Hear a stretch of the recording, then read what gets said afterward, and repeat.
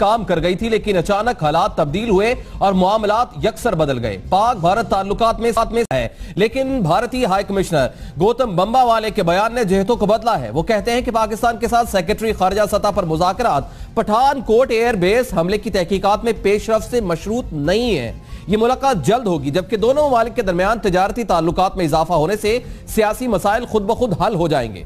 भारत की जानिब से पाकिस्तान के साथ सेक्रेटरी खारजा की सतह पर मुज़ाकरात पठान को एयरबेस हमले की तहकीकात में पेशरफ से मशरूत न करना खुश आइंद है, लेकिन सवाल यह है कि ये मुज़ाकरात कब होंगे। गुज़श्ता बरस दिसंबर के दूसरे हफ्ते में भारतीय वज़ीर खारजा हार्ट ऑफ एशिया कॉन्फ्रेंस में शिरकत के लिए सुषमा स्वराज साहिबा पाकिस्तान में तशरीफ लाई, तो उन्होंने पाकिस्तान रहनुमाओं के साथ मुलाकातों के बाद जामिया मुज़ाकरात की बहाली का ऐलान किया था, आपको याद होगा। और उसके बाद 25 दिसंबर को भारतीय वज़ीर आज़म नरेंद्र मोदी अचानक पाकिस्तान तशरीफ लाए और यही बात दोहराई गई, उसको मुबारकबाद डिप्लोमेसी का नाम दिया गया। और उसके बाद के 7 हफ्तों में भी दोनों जानिब से आला हुकाम ने कई बार इस अज़्म का इयादा किया कि दोनों मुल्कों के माबैन मुज़ाकरात होने चाहिए। अब भारत की जानिब से एक बार फिर वही अल्फाज दोहराए गए, लेकिन ताहाल इस सिलसिले में कोई पेशरफ सामने नहीं आई है। मुज़ाकरात की मेज ताहाल सजाई नहीं जा सकी है। भारत अगर वाक़तन मुज़ाकरात चाहता है तो फिर जिस तरह वज़ीर आज़म के मुशीर खारजा जनाब सरताज अजीज ने कहा है कि भारतीय हुक्काम तारीख दें और मुज़ाकरात शुरू करें। अमलन सूरत हाल यह है कि भारत ने पठानकोट वाक़े के बाद मुजव्वज़ा मुज़ाकरात का अमल मुअत्तल कर रखा है और कई हफ्ते गुजरने के बावजूद इस सिलसिले में कोई पेशरफ देखने सुनने में नहीं आ रही है। दूसरी बात यह है कि भारत को F-16 तैयारों के हवाले से पाक अमरीका छोटी सी जो डील हुई है वो भी बर्दाश्त नहीं हो रही है, हालांकि अमेरिका ने इस बारे में क्लैरिफिकेशन मैसेज भी दे दिया है। तो मुज़ाकरात की मेज पर बैठकर इस सिलसिले में कितनी पेशरफ्त की तवक्को की जा सकती है? इस वक्त पाकिस्तान की फुटिंग्स क्या है और इंटरनेशनल कम्युनिटी इस बारे में सोच क्या रही है? सफीर और बैनुल-अक़वामी अमूर पर मसूद खान साहब हमारे साथ मौजूद है। मसूद साहब, बहुत बहुत शुक्रिया वक्त देने के लिए।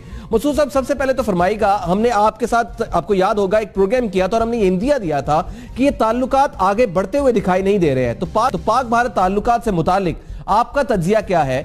मुस्तकबिल करीब में कोई खुशखबरी सुनाई जा सकती है या सुनी जा सकती है?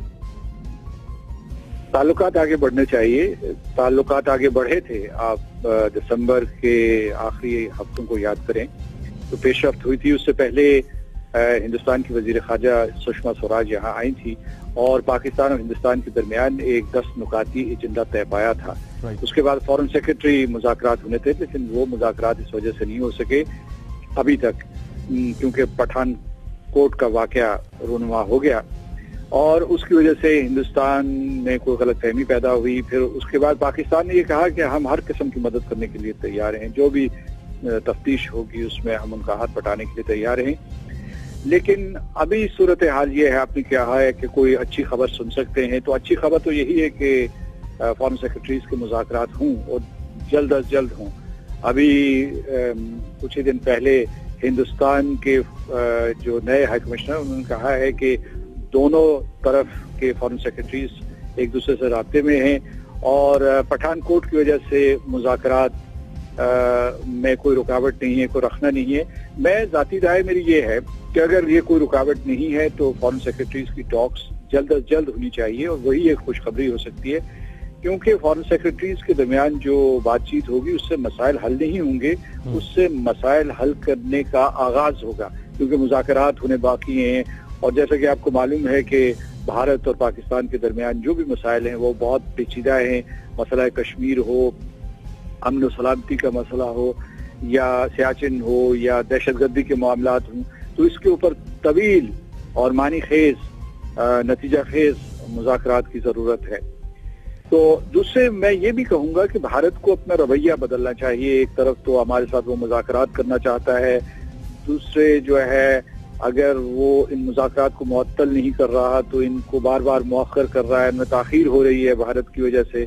और दूसरी चीज ये मैं कहना चाहूँ कि उन्होंने हमारी अमेरिका से F-16 के सिलसिले में शिकायत की, जो नहीं करनी चाहिए थी, क्योंकि उन्हें इस खित्ते में भारत को रिवायती बर्तरी हासिल है, कन्वेंशनल फोर्सेस में बर्तरी हासिल है और पाकिस्तान अपने दिफा के लिए कोशिश कर रहा है। पाकिस्तान दहशतगर्दी के लिए भी F-16 को इस्तेमाल करता रहा है, दहशतगर्दी के गलत कमे के लिए इसे इस्तेमाल करता रहा है।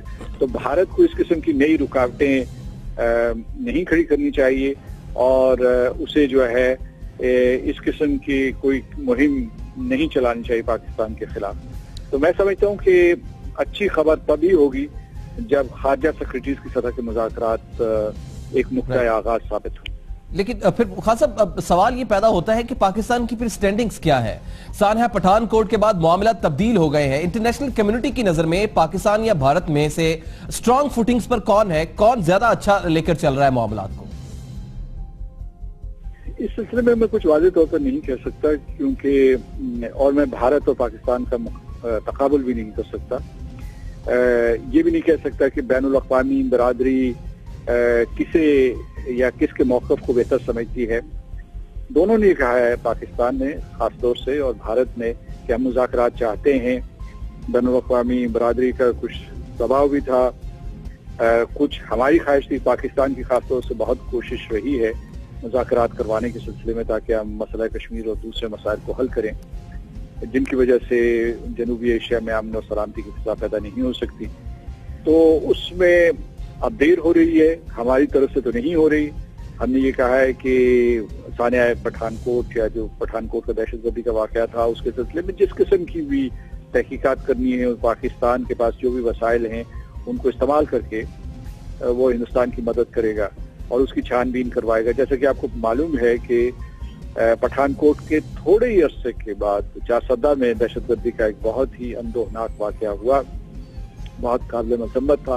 उसमें कीमती जानें ज़ाया हुई और ज़राए इब्लाग ने अफगानिस्तान और हिंदुस्तान की तरफ इशारे किए, लेकिन हुकूमत पाकिस्तान ने एक मरतबा फिर बहुत ही तहम्मुल और जिम्मेदारी का मुजाहरा किया। पठानकोट के सिलसिले में हिंदुस्तान ने भी तहम्मुल का मुजाहरा किया था और उन्होंने जिम्मेदाराना तरीके से उस पूरे मामले को सुलझाने की कोशिश की थी। लेकिन फिर जो है एक गैर यकीनी कैफियत पैदा हो गई है दोनों मुल्कों के दरमियान, और जब तक हमारे मुज़ाकरात शुरू नहीं होते उस वक्त तक ये गोमगो की कैफियत रहेगी और क्या साराइयाँ होती रहेंगी। बैनुल अक़वामी बरादरी जो है वो किसको ज्यादा नंबर देगी, हिंदुस्तान या पाकिस्तान को, ये मामला गैर अहम है। पाकिस्तान और हिंदुस्तान जौहरी रियासतें हैं, वो कोई ऐसी रियासतें नहीं है जो कि दूसरों को खुश करने के लिए इस किस्म के अमन और सलामती की कोशिशें करें।